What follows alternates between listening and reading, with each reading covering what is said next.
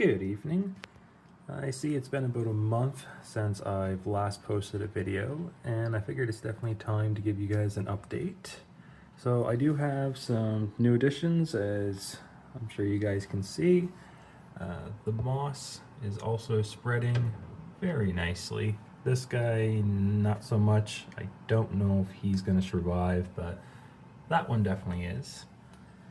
The jade plants have mostly taken. They're a little extra wet right now because they did slide down into the bog corner. The raspberry plant, or at least I'm guessing it's a raspberry, possibly a Japanese raspberry, nothing I planted, is also growing nicely.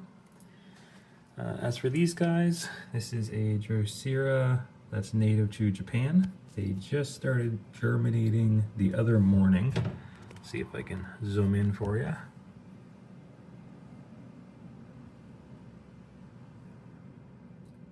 So they just started germinating. This is a Drosera roundiflora, if I pronounced that even remotely correct. This one is native to here in Nova Scotia, so that part's kind of cool. You see an additional little guy right there with him. Is the Drosera Britannia, and there is quite a few of them who have sprouted out of the seeds. Definitely happy with the germination rate on that. And they're growing very nicely. They first popped up about last Thursday. So today is, oh my gosh, today's Saturday. So yeah, last Thursday. So they're about just over a week now. Over here is a Drosera filiformis, which is another one native to Nova Scotia, although it is not all that common here. And it's just finishing up the flower actually, so I should have some seeds. I'm just going to double check that they're viable, and if they are, I'm going to probably donate most of them to the seed bank at the Carnivorous Plant Society of Canada.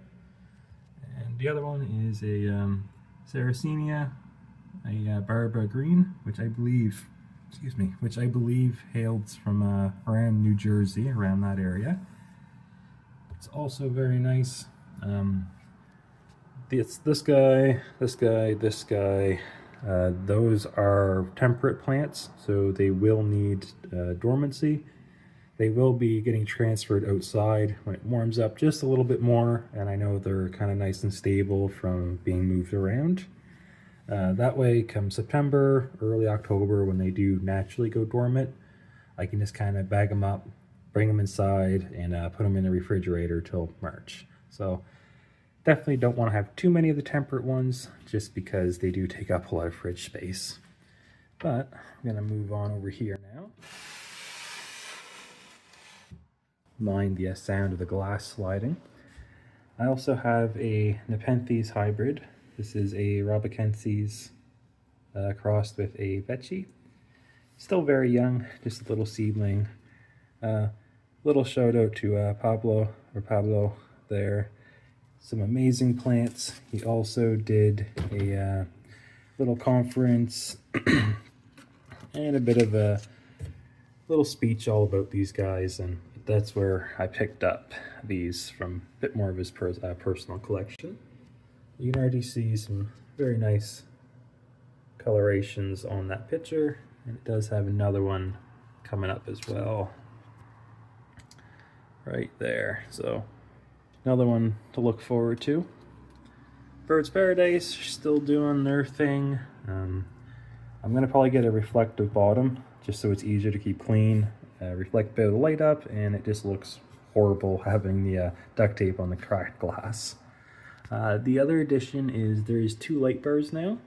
I initially only had the one, and I found plants on the far edges were not receiving enough light. So I did grab the second one. I have both of them hooked up now, and it's definitely made a difference. You can see the humidifier is actively going. It's about 28 to 30 degrees Celsius in here during the day, and humidity stays between 55 to just over 70. So not too bad. That's the Philodendron burl marks, Philodendron verde. 3 of those still. Those guys did root, which is nice, so I'll have a couple of them. Yeah, Alacosta, Diedrich. That is the newest leaf. It just opened up, which is pretty nice as well. And it does have also, let me just grab it here, it's probably easier. It also has another little growth shoot coming up from the soil there. This is the smaller plant that came with it. I love the smaller plant. I know it doesn't have that striking white variegation, but it has such a more camouflage feel to it. That would be the latest one on the smaller one. So that yellow will slowly turn to the white as the leaf matures, but it has such a nice camouflage pattern. So I'll definitely be separating that one and probably keeping it for my personal collection as I just knock a flower off of the orchid. Also, speaking of orchids, these guys are doing good. They're recovering.